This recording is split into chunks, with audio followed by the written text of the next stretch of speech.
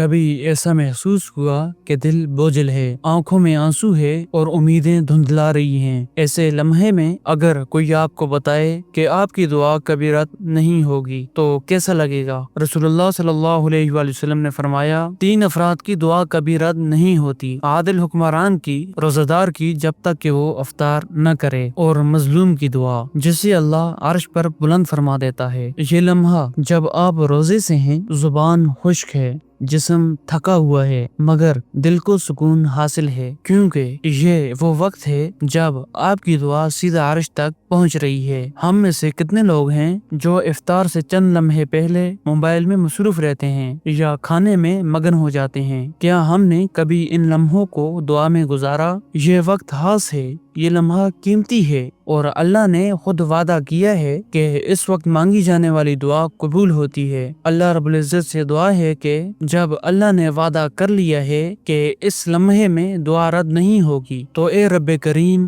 ہمارے دلوں کی ہر نیک دعا کو قبول فرما، ہمیں معاف فرما، ہمارے دکھ دور کر دے، اور ہمیں دنیا اور آخرت میں کامیابی عطا فرما۔ یہ وقت بار بار نہیں آتا، تو آج جب افطار کا وقت آئے، چند لمحے نکالیں اور اپنے رب سے دل کی بات کر لیں۔